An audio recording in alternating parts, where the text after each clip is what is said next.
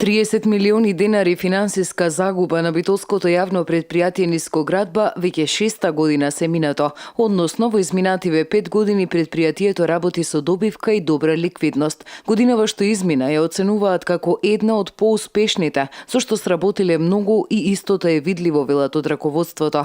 Многуте проекти, подновениот возен парк и влогот во обработените ги дава резултатите. Со многу обуки и работилници ги обучивме, работените, доста промени и набавки направивме во возниот парк, што ни дава можност повеќе да работиме и да заработиме и се разбира со помалку трошоци.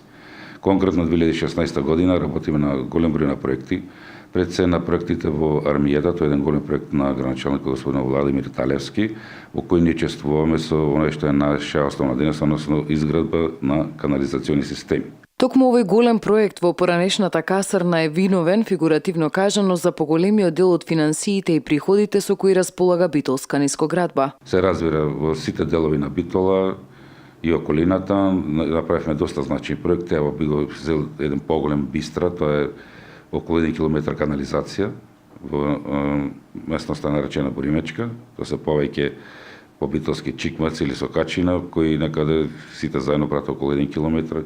Работевме во Горно Ризари, работевме во центар на градот Питогули, например, работевме во Кинимале, работевме во Мал Парис и секаде каде што има потреба, односно работиме по она што значи програма која што го носи Советот за канализација и случајни договори со општина Битол. Пред нова година, оваа фирма со набавката на големиот багер со можности за подлабоко копање и до 9 метри, 3 крака рака и други перформанси си загарантира финансии плюс и заштеда, зашто досега за ваков багер како подизведувачи Нискоградба плаќаше 600 денари на час. Дека работат како европска фирма говори и воведувањето на трите стандарди, односно квалитет, заштита на животната средина и ОКСА стандардот за заштита при работа.